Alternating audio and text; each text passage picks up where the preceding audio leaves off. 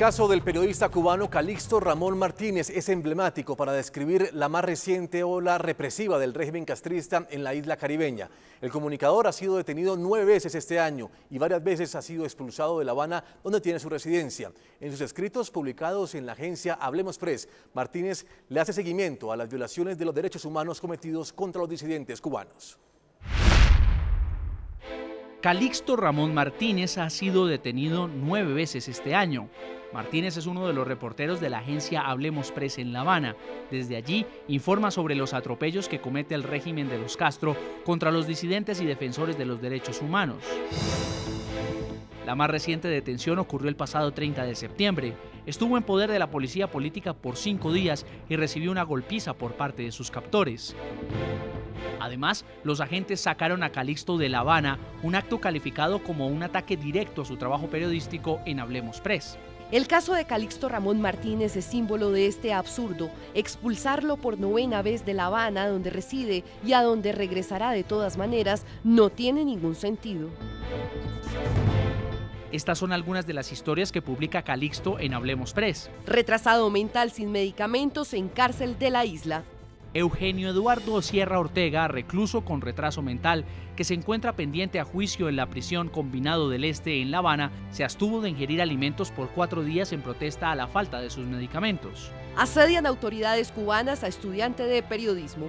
Arieleides Morales Lorenzo, quien se beneficia del curso de periodismo que imparte la Universidad Internacional de la Florida a través de videoconferencias en la Oficina de Intereses de los Estados Unidos en La Habana, está siendo víctima del abuso y el chantaje por parte de los órganos represivos cubanos, y también publica algunos poemas. Oh, palabra libertad, yo tuve la mala suerte de nacer sin conocerte. Roberto, continuamos contigo en La Habana. ¿Por qué no nos cuentas este caso emblemático, el caso de Calixto Ramón Martínez? ¿Qué se sabe de él? ¿Dónde se encuentra en ese momento? Sí, Calixto regresó nuevamente a La Habana el miércoles de esta semana porque es que él no tiene familiares en Camagüey. Él vivió hace muchos años allá, pero ahora vive acá en La Habana. Las autoridades se niegan a realizarle un cambio de dirección porque él es un periodista independiente.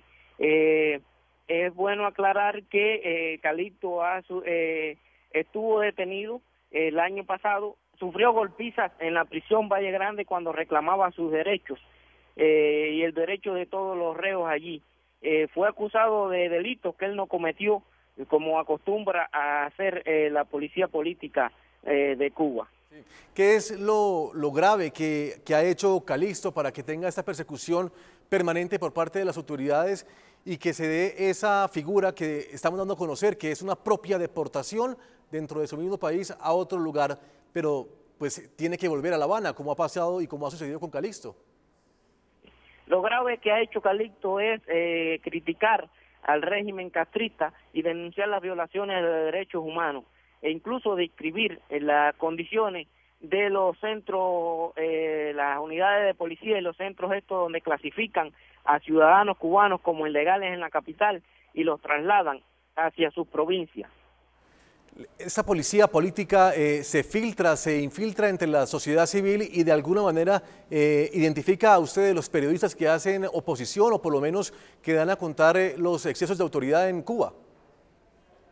Mira, la mayoría de las veces nuestras casas permanecen vigiladas por agentes de la seguridad del Estado o por acá los CDR, el Comité de Defensa de la Revolución, que vigilan también a los ciudadanos que están en contra del gobierno o que son activistas de derechos humanos y nos siguen a donde quiera que vamos. Y también debo denunciar de nuestros teléfonos, tanto celulares como teléfonos fijos, están pinchados, como decimos. Oyen nuestras llamadas telefónicas, nos amenazan de muerte por esos teléfonos y ya te digo, hay una persecución constante contra los periodistas más activos acá en la isla.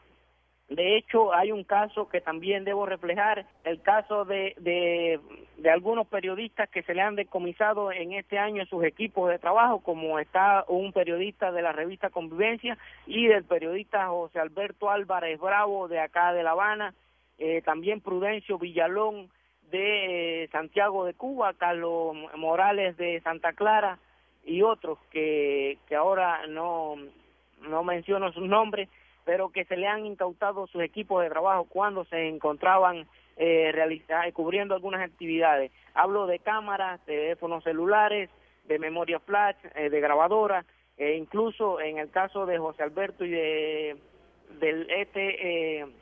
periodista de la revista Convivencia, se le decomisaron computadoras y impresoras.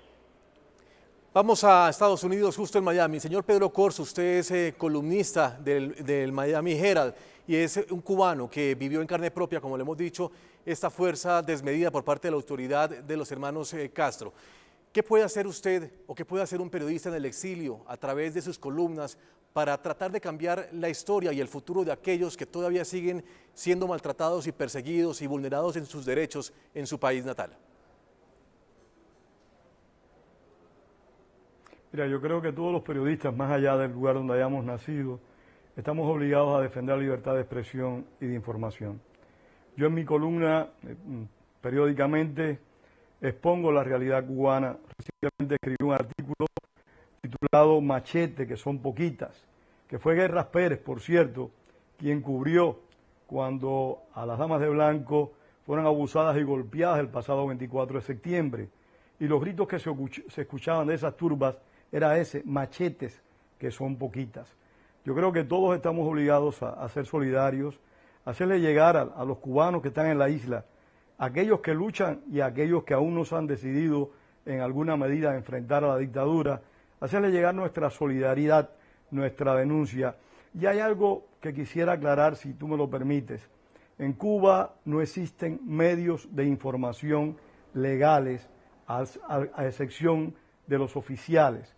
En Cuba existen revistas ilegales como Convivencia y otras, pero son revistas que están sujetas a su prohibición, a la recogida por parte de las autoridades.